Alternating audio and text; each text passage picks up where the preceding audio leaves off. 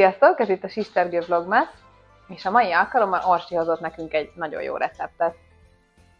Igen, egy nagyon könnyű és egyszerű receptet hoztam. Egy házi készítésű raffaello bombonokat fogunk készíteni. Ennek nagyon örülök, mert ez az egyik kedvenc bombonom, úgyhogy alig várom, hogy elkészítsük. Igen, tudom, hogy ezt nagyon szereted, azért is hoztam. Szóval mutassuk meg a hozzávalókat, és vágjunk bele. Kezdjük el akkor. Én már kimértem a kókuszreszeléket. Hát szerintem kezdjünk 150 g kókuszreszelékkel. Jó, most azért nem tudom, eláruljuk, hogy ezt a receptet megpróbáltuk megcsinálni valamelyik nap. Hát igen, valakinek problémái voltak megint. Nem nekem. Igen, azt írja a recept, hogy 150-170 g kell hozzá, de szerintem kezdjük 150-nel, mert mindig könnyebb hozzáadni. Mert ebből több van, mint a sűrített tejemből, szóval. Jó, beleraktam a 150 g kókuszreszeléket én is. És ehhez hozzá fogunk keverni körülbelül 200 ml sűrített tejet. 200 ml, ez olyan 200 g. Aha, neked milyen sűrített tejed van, ilyen nagyon folyós? Igen. Jó, akkor kezd a felével. Mert ugye én arra a sűrített tejre gondoltam, ami ilyen tubusos, és amikor nyomod ki, ilyen krémes. Jó, hát Orsi, nagyon limitált volt a választási lehetőségem. Pillanat. Olyan sűrített tej régen volt, arra emlékszem, mert még nagyon-nagyon régen, szerintem 30 évvel ezelőtt, anyék a kávéba tették annó. Hát akkor nem is éltem. Igaz.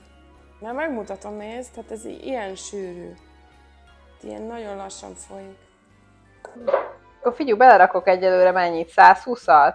Hát, ki tudja. És akkor ezt össze kell keverni, de hát tényleg ez a sűrített tej, ez ilyen jó ragacsos. Ja, ez nem az, ez olyan, mint a sima tej lenne. Vehettem volna sima tejet is, nem?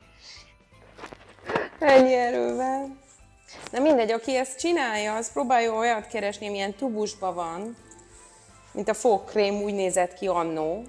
Tényleg 20-30 éve, szóval biztos, hogy van. Mert biztos, hogy van, ami 20-30 éve volt.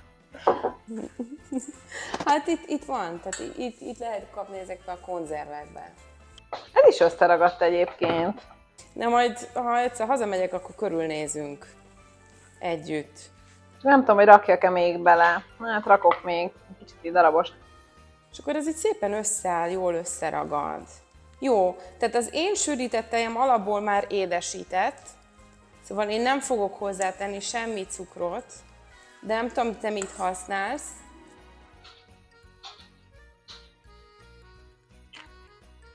Ha a tiéd sima és nem édesített, akkor hozzá lehet tenni vagy természetes édesítőt, vagy azért nem mondom, hogy barna cukrot tegyél, mert akkor az nagyon bebarnítja.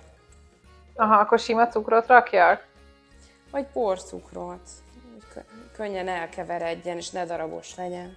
Ez szerintem nem édesített, vagy nagyon édes szájú vagyok, és azt hiszem, hogy nem az. Bármelyik lehet. Jó, én ehhez a 150 g kókuszhoz beleraktam ezt a sűrített tejet, körülbelül szerintem 250 grammot tettem bele. És ez most olyan állagú, amire azt mondom, hogy jó, dolgozhatunk vele.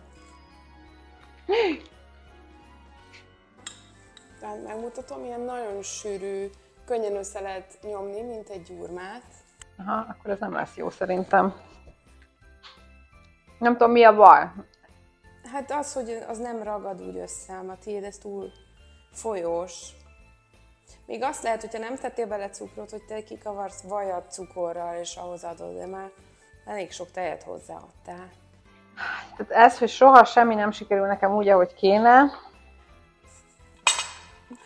De ez azért, mert nem értél el, amikor hívtál a közértből. Igen. Tehát akkor így van. Hoppá, kicsit megszaladt a porcukor. Nem tudom. Nem tudom, mi lesz. Hát tegyél hozzá, nem tudom, kikevert vajat. Orsi. Persze. Nem.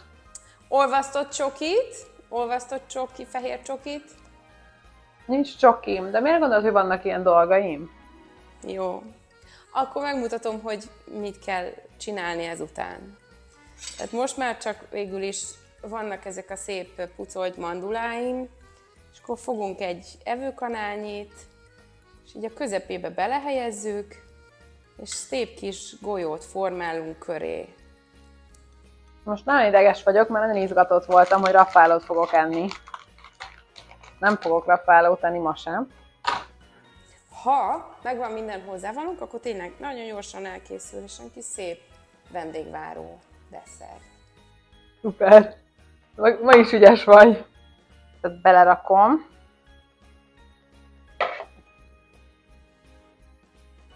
Figyelj, egészen összeáll. Én ezt megint el tudnám képzelni ajándékként.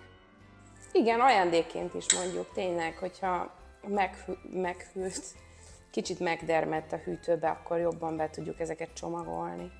De hát mondjuk te nagyon nem ajándékoznád ezeket el. A sajátjaimat? Köszi. Nem, hát azért, mert megeszed, azért gondoltam. Ja, azt hittem azért, mert ez sem sikerült. Nem, azért, mert megeszed őket. Na, hát egyébként tök jól összetapad. Olyan sűrített tejet kell keresni legközelebb, ami tényleg sűrített tej, és ami látszik, hogy sűrített. Igen, gyanús volt, hogy folyik. Hát, ez elég gyanús lehetett. Ja, akkor készen is vannak. Megmutatom, kicsit közelebbről. Nagyon kis helyesek lettek. Nagyon kis helyesek lettek, Orsi? Megvárjuk Dancsit is, és megkóstoljuk. Mondjuk azért lenne jó hűteni egy kicsit, csak mi türelmetlenek vagyunk, legalábbis én, mert akkor jobban összeáll, és kevésbé lesz ragacsos. Igen, hát én mindenképpen berakom a hűtőbe majd, miután megkóstoltuk. Most az utolsót csinálom, de már tényleg a Szűz Mária is olyan. Na, elkészültek a fókuszgolyók, úgyhogy most megkóstoljuk, mert nem bírunk magunkkal, de utána mindenképpen szerintem hűtő. Ami kicsit fogok kiválasztani szerintem. Kicsit és a csúnyábbat. Többi az mehet a vendégeknek. Tisztára ilyen édes, kókuszos, krémes, majdnem raffaello. Nagyon sok kókusz volt benne. Nagyon finom. És tök egyszerű. Ezt tuti meg fogom többször csinálni. Normális sűrített tejjel. Ja, jó lett.